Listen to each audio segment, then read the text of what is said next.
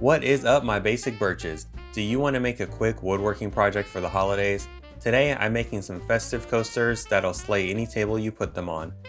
First up, snowflakes. I made a template that I'm using to trace out the shape, then cutting them out. I'm using 3/8 inch thick maple and making coasters roughly 4 inches in size. I'm going to use the template with the flush trim bit, but you could cut them out without it. Adding an 1/8 inch roundover with the specific white side bit that has a smaller pilot bearing. A standard bit has a bearing that's too large to fit in these grooves, but this one is small enough to fit perfectly. Link in the description if you want to check it out. Lastly, apply a finish. I'm using lacquer. And just like that, you have coasters that won't melt, even during a Texas holiday heat wave. Next up, we're making coasters that look like ornaments. I'm ripping strips of padauk and maple and gluing them up, going for a candy cane stripe look.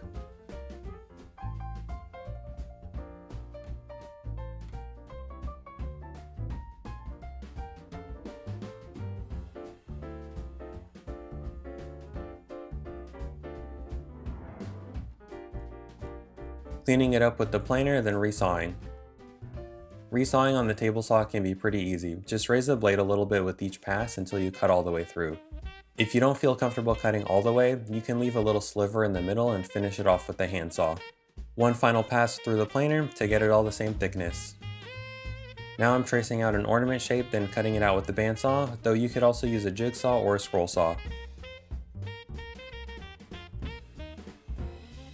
Hitting it with an 1/8 inch roundover, then applying a finish. I'm using lacquer. Now you've got some coasters that even your Christmas tree will get jealous of. Last up, gingerbread houses. I'm making these with mahogany because it kind of looks like gingerbread. It's pretty much the same process as the other coasters, cutting them out, then adding a roundover. The next step is the most fun, painting them.